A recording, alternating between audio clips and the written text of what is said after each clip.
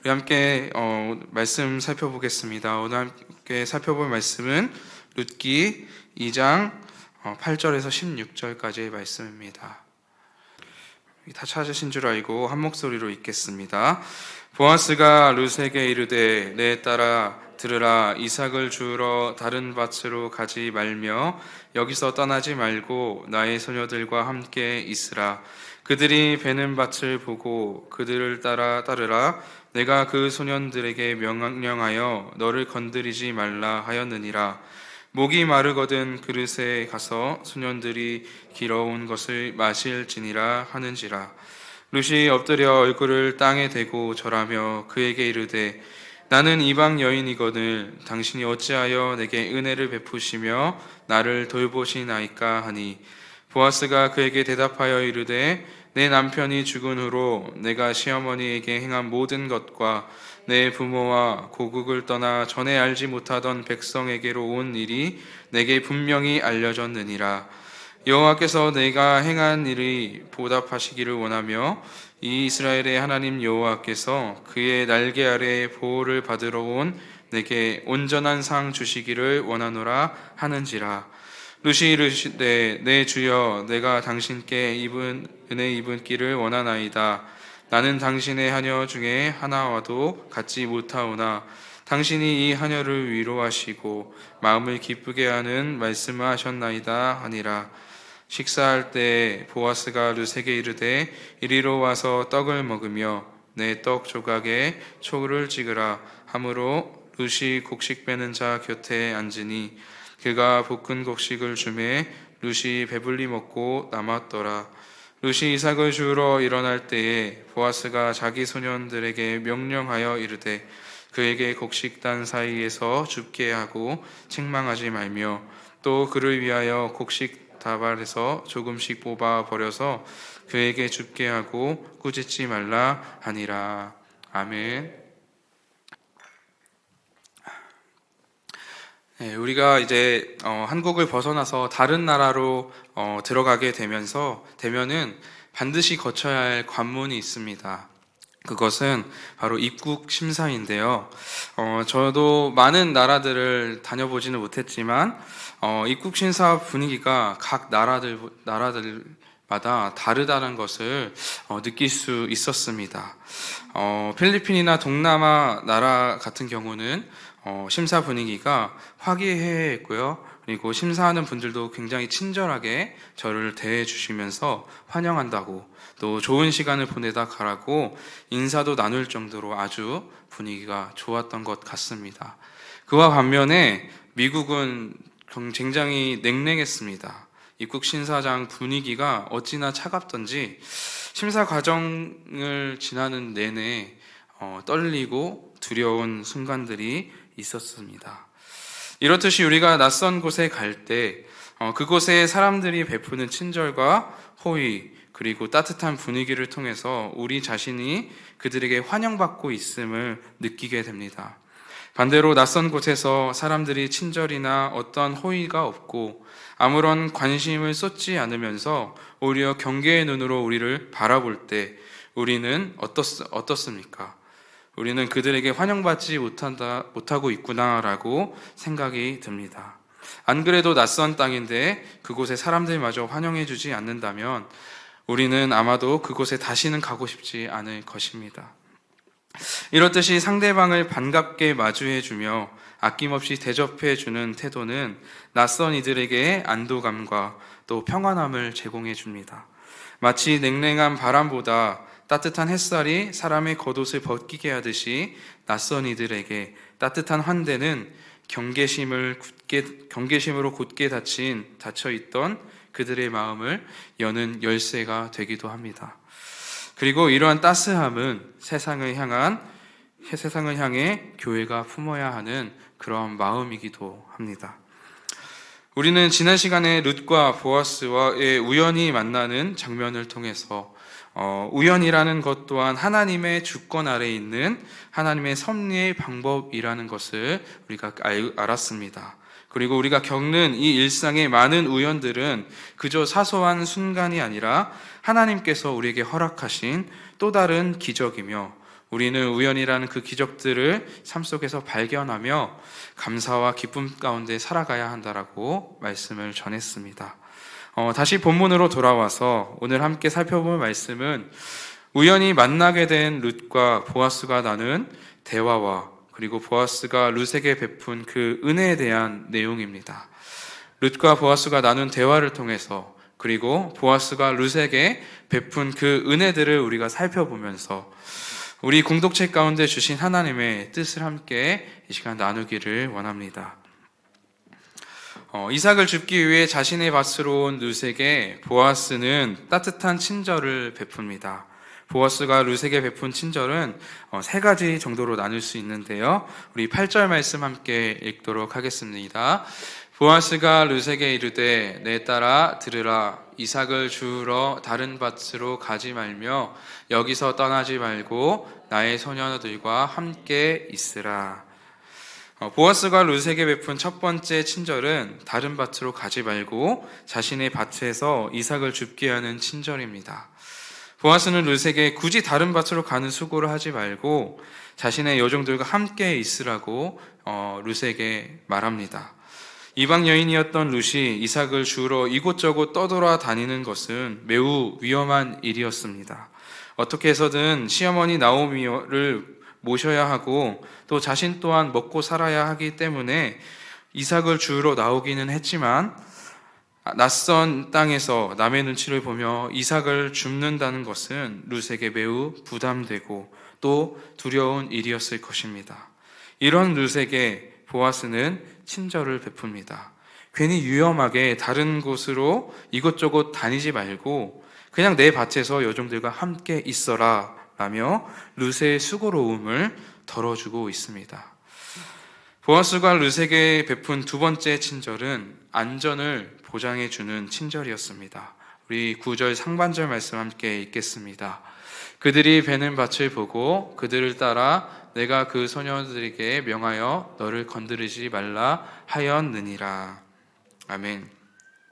여인의 신분으로서 룻이 걱정하는 것은 남자들로부터 자신을 지키지 못할까 염려하는 것입니다.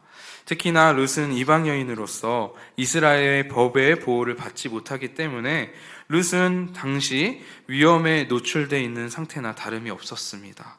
그러나 보아스는 자신의 남종들에게 명령하여서 룻을 건드리지 못하도록 당부합니다. 룻이 자신의 밭에서 마음 놓고 이삭을 주울 수 있도록 안전한 환경을 마련해 주고 있는 것입니다. 마지막으로 보아스가 룻에게 베푼 친절, 세 번째는 목마름을 해결해 줄 물을 제공해 주는 친절입니다. 9절 하반절 말씀 보도록 하겠습니다. 목이 마르거든 그릇에 가서 소년들이 길어온 것을 마실지니라 하는지라. 이스라엘은 건기에 추수를 합니다. 특히나 건기 때는 낮에 매우 더워서 추수 작업을 하기 위해서는 반드시 물이 필요했는데요.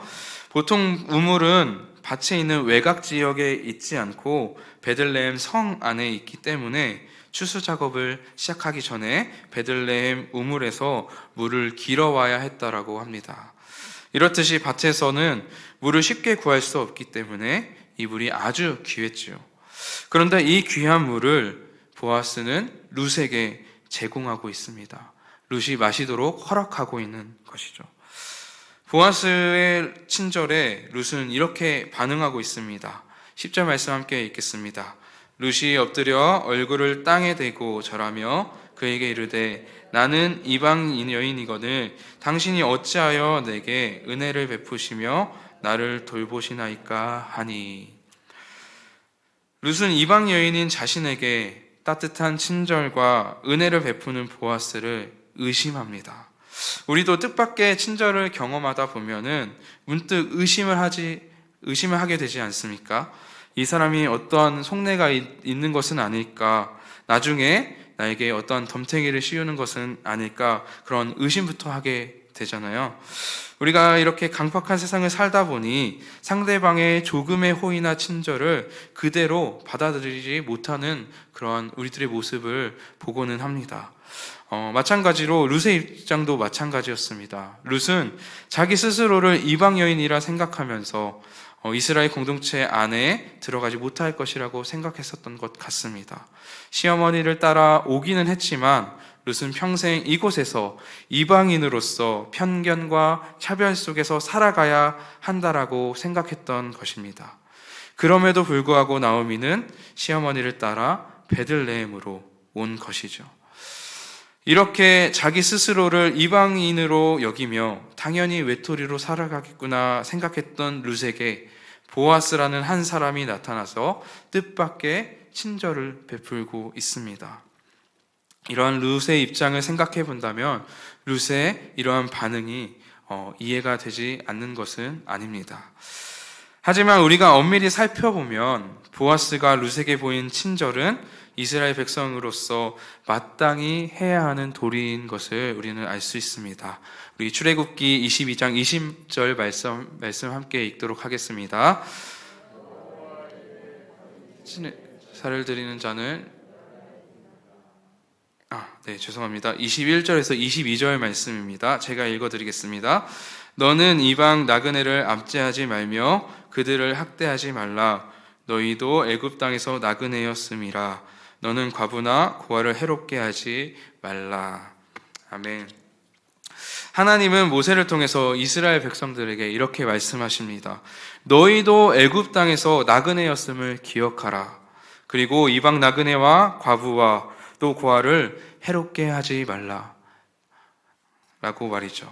하나님은 이스라엘 백성들이 애굽에서 이방 나그네였음을 잊지 않기를 원하셨습니다. 그들 또한 나그네 신분으로서 온갖 서러움을 겪었음을 기억하고 나그네와 과부와 고아를 괴롭히지 말 것을 당부하고 계십니다. 하지만 이스라엘은 하나님의 말씀은 이러한 말씀을 잊고 살아갑니다. 기독교 역사학자들에 의하면 이스라엘의 사회 제도는 알게 모르게 계급화되어 있었다라고 합니다. 거룩한 백성, 즉 유대인들과 또 우고하는 객들 그리고 이방인 순으로 계급이 나누어져 있었더라고 하죠. 특별히 이방인은 우거자보다 사회적 신분이 낮아서 언약적 특권을 누릴 수 없었기 때문에 많은 차별과 부시 속에서 살아가야만 했었더라고 말합니다. 하지만 보아스는 다른 이스라엘 사람들과는 달랐습니다. 그 당시 사회적으로 이방인을 차별하는 것은 만연한 일이었음에도 불구하고 보아스는 이방 여인인 룻에게 친절을 베풀고 있습니다.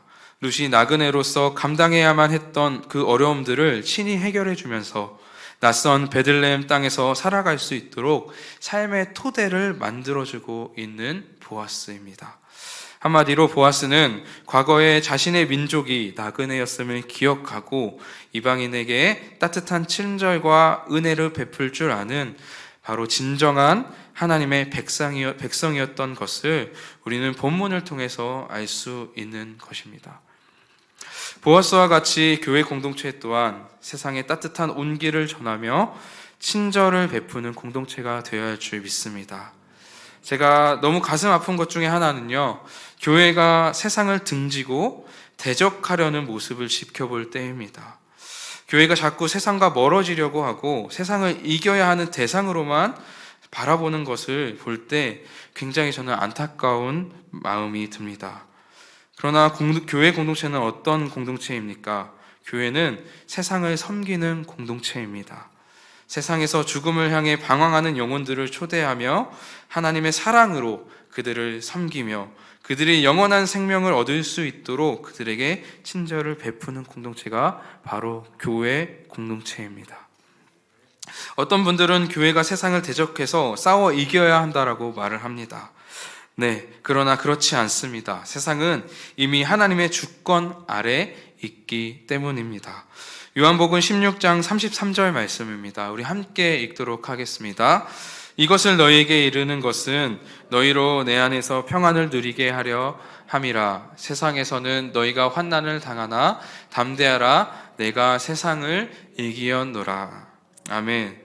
네, 주님께서 이미 세상을 이기었다라고 말씀하십니다. 그리고 주님이 이루어 놓으신 그 승리는 우리에게까지 이어지는데요. 요한일서 5장 4절에서 5절 말씀 함께 읽어보겠습니다. 무릇 하나님께로부터 난 자마다 세상을 이기느니라. 세상을 이기는 승리는 이것이니 우리의 믿음이니라. 예수께서 하나님의 아들이심을 믿는 자 아니면 세상을 이기는 자가 누구냐. 아멘. 주 예수를 하나님의 아들이라 믿는 자, 즉 믿는 자들의 공동체인 교회가 이미 세상을 이기었다라고 성경은 말하고 있습니다. 이미 얻은 승리가 있는데 우리는 굳이 더 싸울 이유가 무엇입니까? 물론 교회를 향한 세상의 행보는 거침이 없습니다. 우리를 참 불편하게 하고 불편하게 만들고 우리를 분노하게 만들기도 합니다. 그러나 어린아이가 덤빈다고 어른이 똑같이 싸우지 않듯이 교회는 이미 승리한 자들로서 그들의 악행을 안타까워하며 그들을 위해 인내하고 기도하는 것이 세상을 이긴 교회의 올바른 태도인 줄 믿습니다. 교회는 세상을 등지고 그들과 싸우고 다투는 공동체가 아닙니다. 교회는 세상 속으로 들어가 복음을 전하며 차갑고 서로에게 냉소적인 이 세상을 하나님의 사랑으로 따뜻하게 변화시키는 공동체입니다. 외롭고 어디로 가야 할지 모르는 방황하는 그들에게 따뜻한 친절과 사랑으로 새로운 삶을 마련해 주는 것, 이것이 세상 가운데 교회의 역할인 줄 믿습니다. 그런데 왜 우리는 세상을 섬겨야 할까요? 그것은 우리도 그들과 같이 예수님을 믿기 전에 세상 속에서 방황하는 나그네였기 때문입니다. 우리도 그들과 같은 나그네였지만 하나님의 은혜로 그리고 교회 공동체의 따뜻한 섬김으로 복된 삶을 누리고 있지는 않습니까? 심지어 하나님의 자녀가 되는 권세를 가지고 우리는 살아가고 있습니다. 그렇기 때문에 우리는 세상과 싸우는 것이 아니라 그들을 섬겨야 하는 것입니다.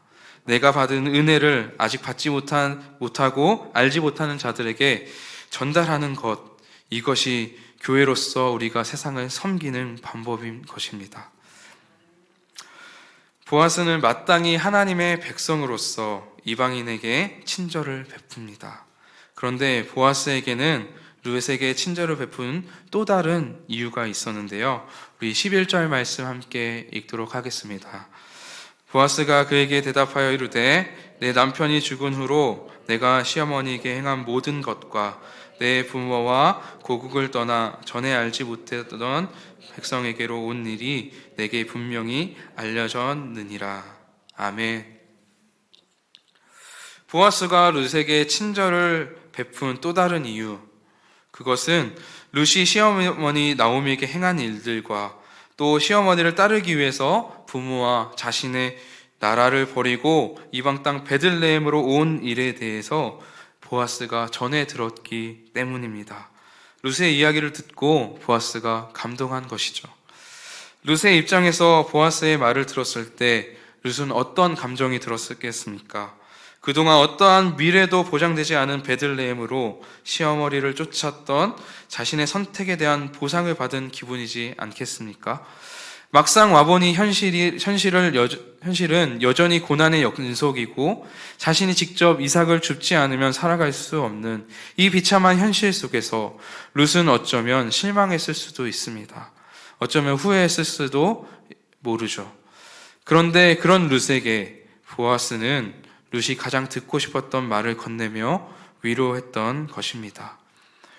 보아스의 따뜻한 위로의 말에 룻은 감동합니다. 13절에 보면 룻은 당신이 하녀를 위로하시고 마음을 기쁘게 하는 말씀을 하셨습니다 라고 고백하고 있습니다. 그동안 차갑게 얼어 있었던 룻의 마음이 따뜻한 보아스의 친절로 녹아지는 순간입니다. 계속해서 룻을 향한 보아스의 섬김은 친절을 넘어서 풍성한 환대로 발전합니다. 우리 14절 말씀 함께 읽도록 하겠습니다.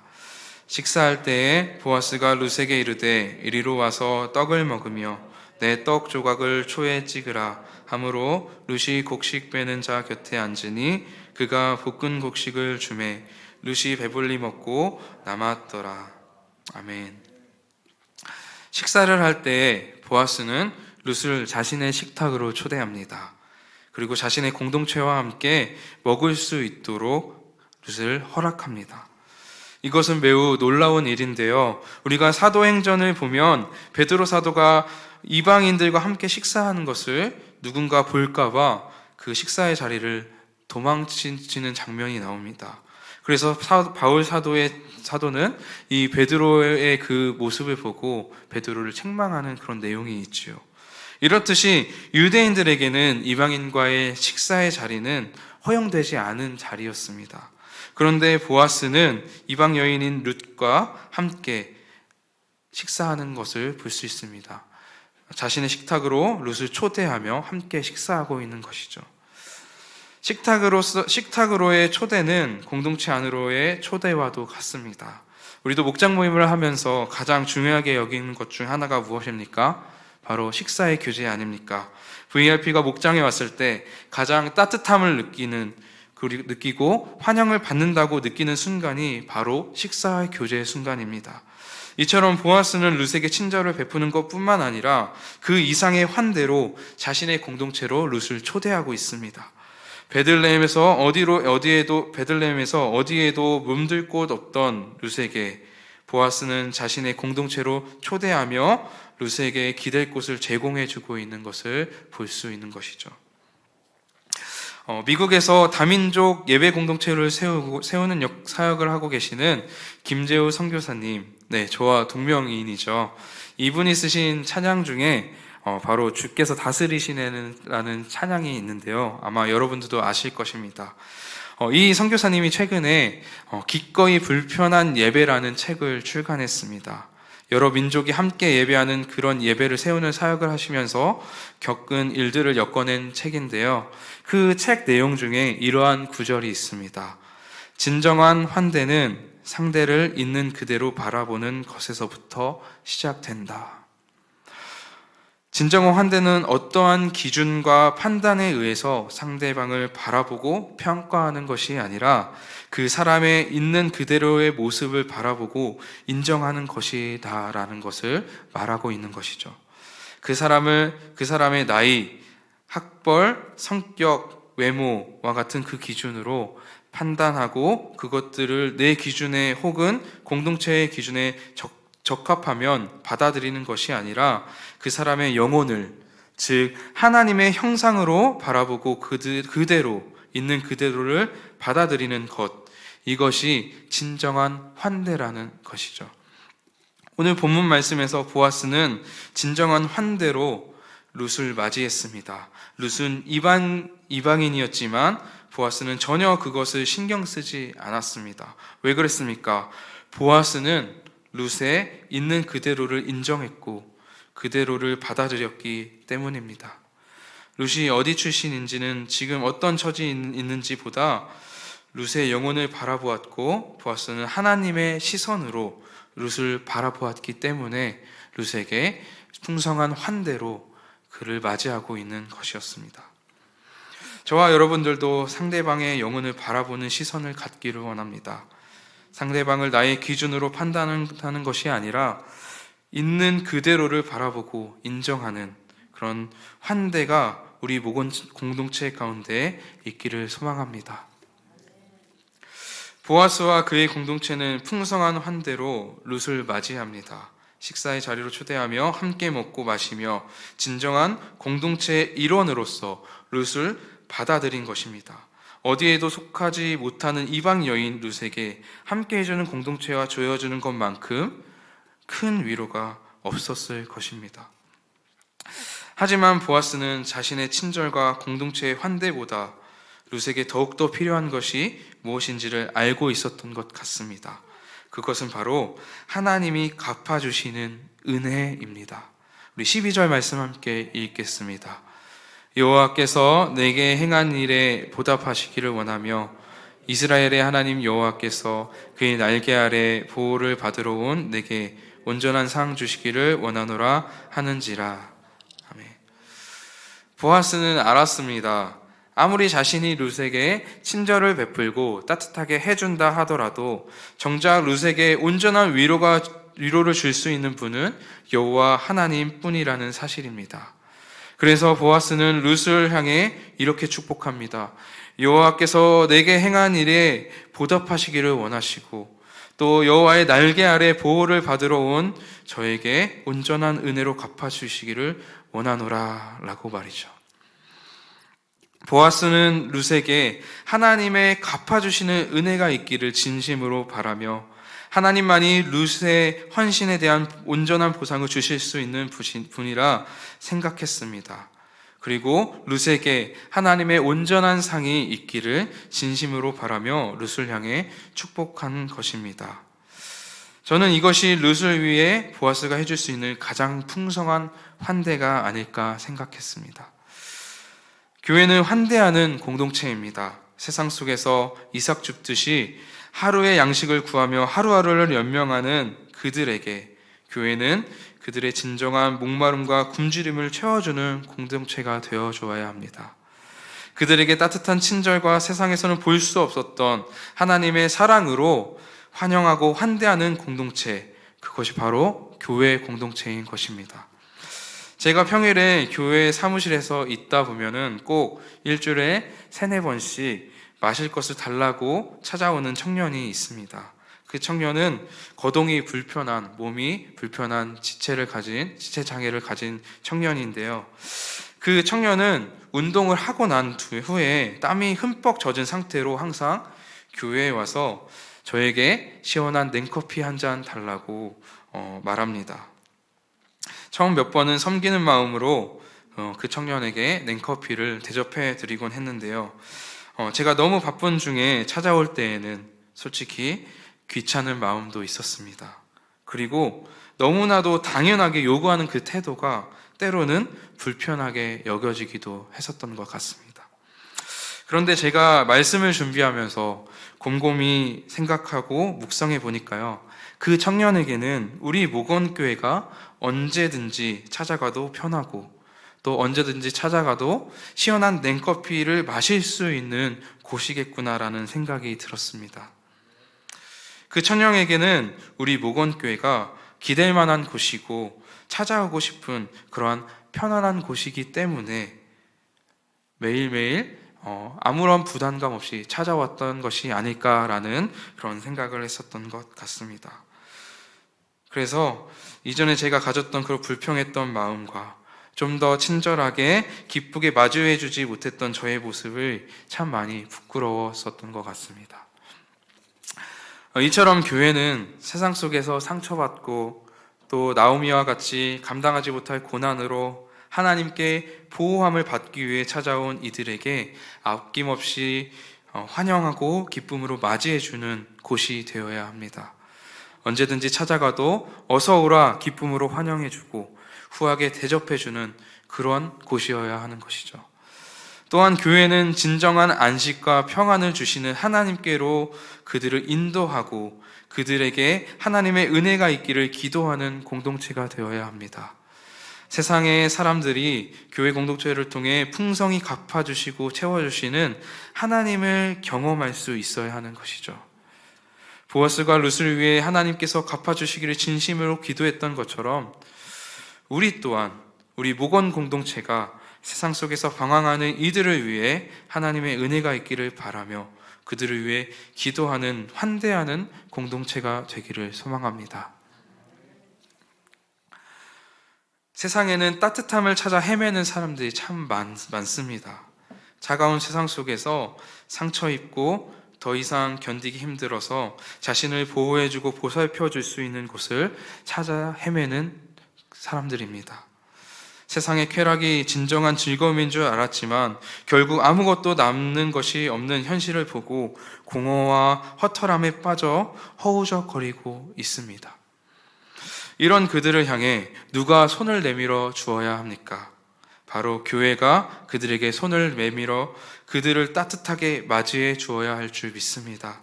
세상을 뒤로하고 하나님의 보호를 받고자 나오는 이들에게 우리는 두 팔 벌려 환대해야 할 줄 믿습니다.